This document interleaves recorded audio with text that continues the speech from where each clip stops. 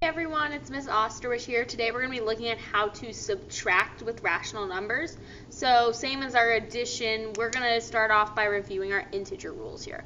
So whenever we have a subtraction problem with integers, there was a saying that I told all of you guys, and it was keep, change, change.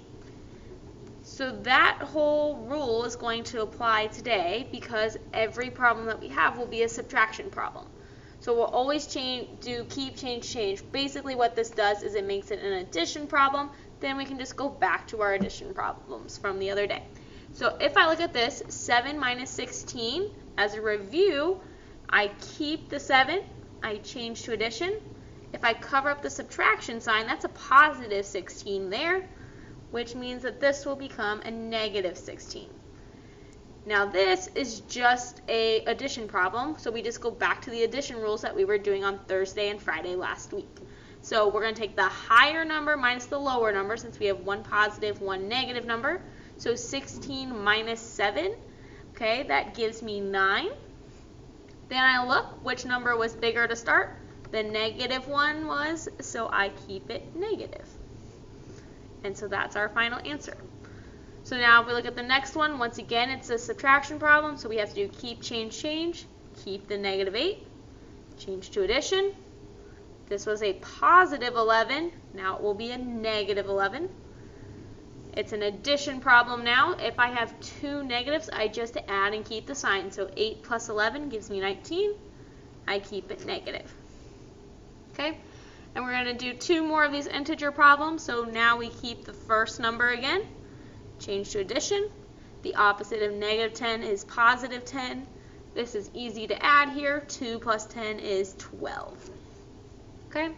And then the last type of integer problem is we're going to once again keep. We're going to change to addition. And then the opposite of negative 14 here is going to be positive 14. So since we have one negative, one positive, we're going to go ahead and do our subtraction. So we're going to do 14 minus 9 because it's the high minus the low, which gives us 5.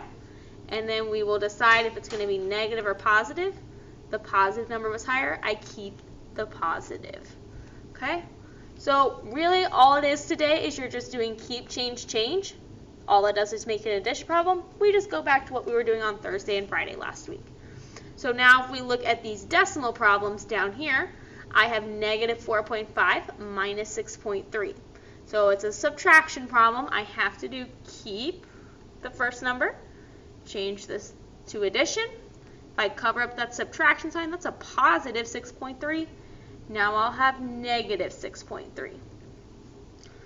Okay, when I do this, sorry it's blurry again, I have two negative numbers sitting here that are being added together, so I just add them and keep the sign. So what we did the other day is we just added them like we normally would, and we knew our answer is just going to be negative because I had two negatives. So 5 plus 3, I line those decimals up, that gets me 8. The decimal stays in the same spot, and then 4 plus 6 is 10. So my final answer here will be negative 10.8. Alright, the second decimal problem over here, once again, subtraction, that means we have to do keep, change, change. So we keep the negative 9.2, change to addition. The opposite of negative 7.4 is positive 7.4. If I look at this, I have one negative, one positive. That's different signs, so I have to do my rule of subtracting technically. So I'm going to start with the higher number, which is 9.2. and subtract the lower number, which is 7.4. My decimals are all lined up. I can't do 2 minus 4, so I'm going to have to borrow here. So now I have 12 minus 4, which is 8, and 8 minus 7, which is 1. The decimal stays in the same spot. The last thing I have to do is decide if this is going to be positive or negative. So the number here that was the larger was the negative 1, so I keep it negative. Okay? So now let's take a look at a couple fraction problems. So we'll start with ones that have a like denominator already. So same thing, subtraction, we have to do keep, change, change. Keep the 5/12, change to addition. The opposite of negative 1/12, is positive 1/12. This is pretty easy to add here. 5 plus 1 gives me 6. If I just add the numerators, the denominators stay the same. I have 6/12. If I look at this, I know this can be simplified. Both of these numbers can be divided by 6. When I do that, I have 1/2, which becomes my final answer there. All right, the second one over here, same thing. I see subtraction. I know I have to do keep, change, change. So I'm going to, keep, change, change. So keep -3/4, change to addition. Okay. I need to now make this, if I cover that up, that's a positive 1 1/4. It's going to become negative 1 1/4. Now, before I can actually add, I need to make this mixed number an improper fraction. So in order to do that, I'm going to have 1 times 4, which is 4, plus 1 is 5. Okay. Then I keep the negative on it, so I'm going to have -5/4. And then we're still going to have our -3/4. It doesn't really matter if you do the keep, change, change, or change the mixed number first. They both just need to happen at some point before you can actually add. So now we have -3 plus -5, which is -8. The denominators stay the same here, so I have 4. If you think back to last week when we were converting fractions to decimals, we really were always doing numerator divided by denominator. -8 divided by 4 is really just -2. Okay? All right, we're going to do 2 more problems in this video. These 2 have unlike denominators. So our very first step here that we're going to do is we're going to try and make them to have our like denominators. So if I look at 6 and 3, I know that my common denominator is going to be 6 here, which means I don't have to change the first fraction. Remember that we always put our negatives on our numerator, so I'm going to have -1/6 minus, and then 2/3 is going to change into 6. So 3 times 2 gives me 6, so 2 times 2 gives me 4. Now that I have this done, I see the subtraction problem. I need to do keep, change, change. So I'm going to keep -1/6, change to addition. This is a positive 4/6. I'm going to now make it a negative 4/6. So -1 plus -4 gives me -5.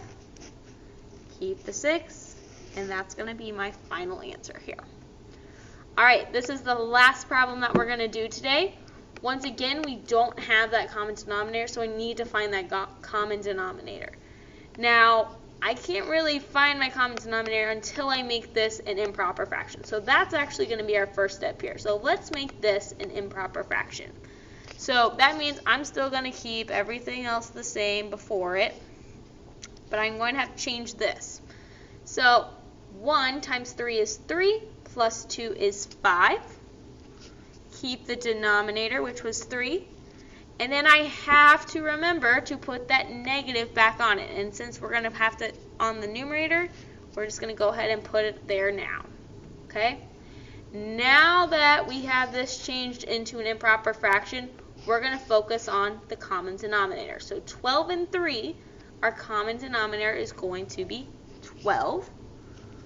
So that means the first fraction is going to stay the same. I'm going to change this 3 into a 12, which means I'm really multiplying by 4. So -5 times 4 is -20. So make sure you have a negative there. Now I have to subtract. Subtraction basically just means we have to do keep, change, change. So I'm going to keep 3/12, change to addition. The opposite of -20/12 is +20/12. Now this is easy to add. 3 plus 20 gives me 23/12. 23 is a prime number, so I can't simplify this anymore. This is a totally acceptable answer. If you want to make it a mixed number, it would be 1 and 11/12. So either of these answers would work here. Okay? Hopefully this video is helpful. Have a good homework, everyone.